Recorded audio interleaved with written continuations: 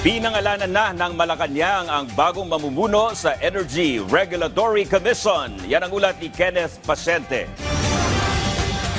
Nagtalaga na si Pangulong Ferdinand R. Marcos Jr. ng bagong mamumuno sa Energy Regulatory Commission o ERC. Inanunsyo ng Malacanang na itinalaga ng Pangulo si Attorney Francis Saturnino Juan bilang bagong chairperson ng komisyon. Kasalukuyang presidente ng Independent Electricity Market Operator of the Philippines si Juan at dati nang nagsilbi sa ERC bilang Executive Director at General Counsel. Giit ng palasyo, bitbit ni Juan ang mahabang karanasan nito bilang energy expert, kaya tiwala ang Pangulo na pamumunuan nito ng maayos ang ERC.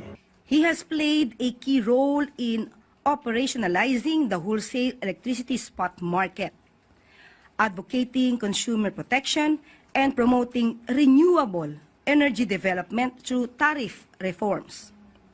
Itinalaga rin sina Attorney Amante Liberato at Attorney Paris Real bilang bagong mga commissioner ng ERC. Together, these appointments reflect the President's commitment to energizing the ERC with leaders who uphold integrity, transparency, and public service.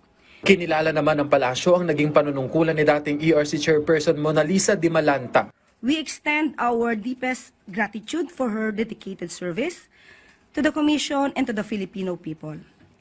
We wish her continued success as she returns to private practice.